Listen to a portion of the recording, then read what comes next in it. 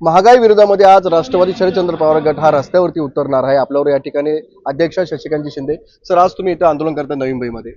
आज नवी मुंबई म्हणजे मुंबईच्या वेशीवर आम्ही आलेलो आहे। गेल्या काही महिन्यापासून आम्ही शेतकऱ्यांच्या उत्पादन झालेल्या कांद्याला भाव मिळावा, महागाई वगैरे याच्या संदर्भात मी असतील, रोहित पवार असतील, हर्षवर्धन सपकाळ असेल, दानवे असतील, आम्ही सगळेजण महाराष्ट्रामध्ये विरोधी म्हणून आम्ही या सरकारच्या विरोधात त्या भूमिकेचा विरोध करतोय। आज नवी मुंबईच्या वेशीवर महागाई आज जर बघितलं असेल, मी आज नेहमी सांगतो की देशाचे प्रमुख ज्यावेळेला निर्णय घेण्यासाठी कुठेतरी चुकतात किंवा कमी पडतात त्यावेळेला ही परिस्थिती निर्माण होते असं आमचं मत आहे।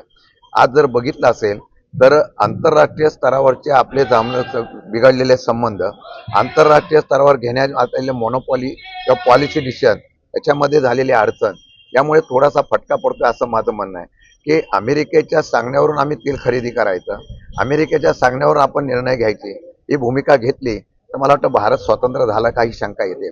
दुसरी गोष्ट अशी आहे की आज जर बघितलं असं तर डिझेल, पेट्रोल या संदर्भामध्ये गॅसचा तुटवडा आहे, महागाई प्रचंड वाढलेली आहे, दुसऱ्यावर रुपयांचं मूल्यांकन घसरत चाललेलं आहे, बाजारपेठेमध्ये असलेल्या महागाईचा भडका उठलेला आहे, त्याचबरोबर योग्य पद्धतीने या असलेल्या मालाला भाव मिळत नाही, या पेचामध्ये अख्खा देश अडकलेला आहे।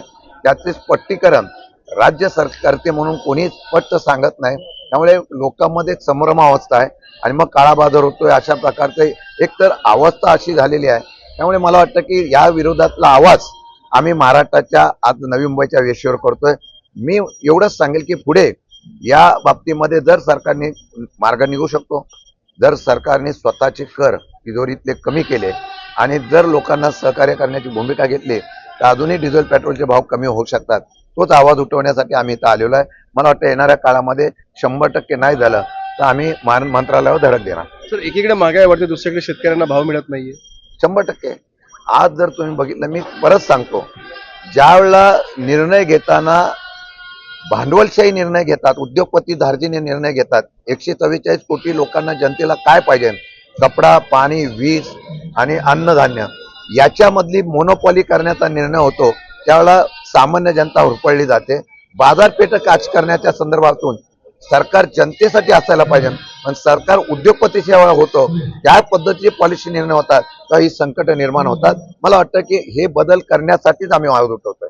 नक्कीच आपण पाहतो की सरकार भांडवलशाही निर्णय घेत असल्यामुळेच महागाई गगनाला भिडल्याचा आरोप शशिकांत शिंदे यांनी केला आहे। विनायक पाटील, एबीपी माझा, नवी मुंबई। एबीपी माझा, उघडा डोळे बघा नीट।